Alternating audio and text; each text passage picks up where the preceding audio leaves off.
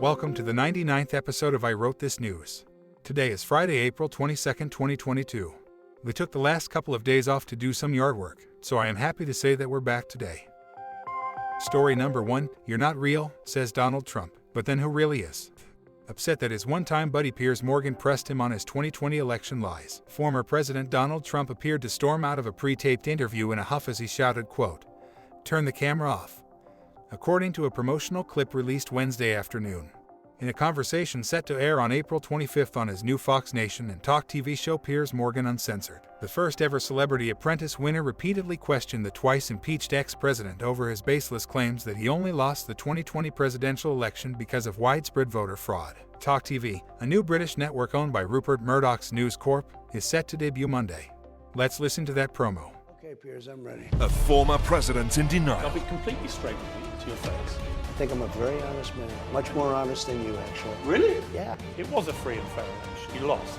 Only a fool would think You that. think I'm a fool? I do now, yeah. With respect. Excuse me. Okay, but with respect, you haven't produced the hard evidence. Excuse me. The most explosive interview of the year. I don't think you're real. This is realise just I'm not like- very I dishonest. just- Let's finish up the interview. Morgan versus Turn the Trump. camera off. Very dishonest. Hours after the clip was published, however, Trump spokesperson Taylor Buttigieg provided an audio recording to NBC News that seemed to refute that he angrily walked out of the interview. In that audio, the two men laughed together at the conclusion of the interview with no indication that he stormed off. "That was a great interview," Morgan says at the end of the audio, followed by Trump agreeing with him. A News Corp spokesperson told NBC News, quote, "We have nothing to comment beyond the public information." The video clip and Piers' column in the New York Post. Buttigieg said, quote, "This is a pathetic attempt to use President Trump as a way to revive the career of a failed television host. It is also another example of President Trump being right, as he told Piers Morgan that the host was dishonest to his face, and Piers, for the first time in his life, didn't disappoint. In other words, this is all a bunch of hogwash designed to goose the ratings for a new TV network owned by Trump chump Rupert Murdoch. I'm not falling for it. Are you?" Story number 2, Poot, you've got mail.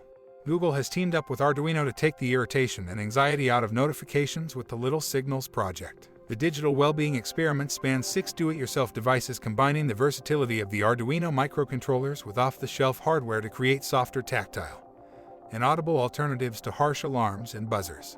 Google's experiment leverages the Internet of Things concept to combine sensors, microcontrollers, and servo motors to replace loud, anxiety-inducing notification sounds with gentler alternatives.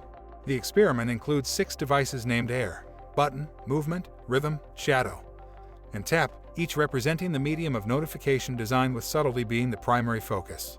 The Air device, for example, blows a puff of air to gently grab your attention. This may finally explain the noise we heard being emitted from the pants of Rudy Giuliani at that Michigan State Congress hearing back in December of 2020. Let's listen in. The answer that I gave you is they didn't bother to interview a single witness. There have been many claims that Rudy was just a little tooty. Let's listen again. The answer that I gave you is they didn't bother to interview a single witness. But now we know the rest of the story. That sound wasn't Rudy making his own odor in the court. Instead, it was probably just his Little Signals Air device letting him know that he'd received a text message from the Four Seasons Total Landscaping Company. April 22nd is the 112th day of the year in the Gregorian calendar. 253 days remain until the end of the year. Today is also Earth Day, an annual event held to demonstrate support for environmental protection. First held on April 22, 1970, it now includes a wide range of events coordinated globally by EarthDay.org, formerly the Earth Day Network. It includes over 1 billion people in more than 193 countries.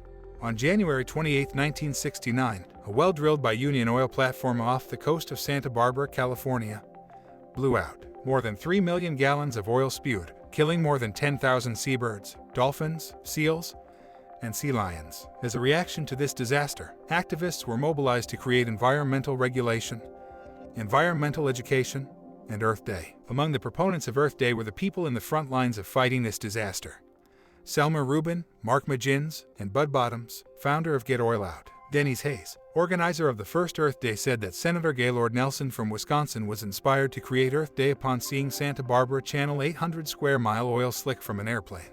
The first Earth Day was held on April 22, 1970. More than 20 million people poured out on the streets, and the first Earth Day remains the largest single-day protest in human history. On this date in 1889, at noon, thousands rushed to claim land in the land rush of 1889. Within hours, the cities of Oklahoma City and Guthrie are formed with populations of at least 10,000. Much of the land had previously been set aside for indigenous people after being pushed off of other land on which they had lived for hundreds or thousands of years. Oklahoma is not necessarily okay. 1977, optical fiber is first used to carry live telephone traffic. Celebrating birthdays today are actor Jack Nicholson, singer Mel Carter, author Janet Ivanovich, musician Peter Frampton, rocker Peter Frampton, sociologist Rosalind Gill, and rapper Machine Gun Kelly. Happy birthday to all of them, and if your birthday is today, a very happy birthday to you as well. By the way, if you or someone you know is having a birthday and would like us to announce it on the show, leave us a voice message or send an email. The links are in the show notes. Today's news was brought to us by the Daily Beast, makeuseof.com, and the website that tells it like it is, Wikipedia. If you have a comment or a question about anything you've heard today, or if you have a suggestion, please send us a note at I wrote this news, all one word, at thatradioshow.com. That email address one more time is I wrote this news, all one word, at thatradioshow.com. One more thing, if this podcast sounds a little funny, that's because it's also an experiment. All of the vocals were generated using AI technology. Hopefully the show will sound different and better as the tech improves and as we improve at using it. I'm Bob Neese, hoping you have an amazing day. We'll get together again soon.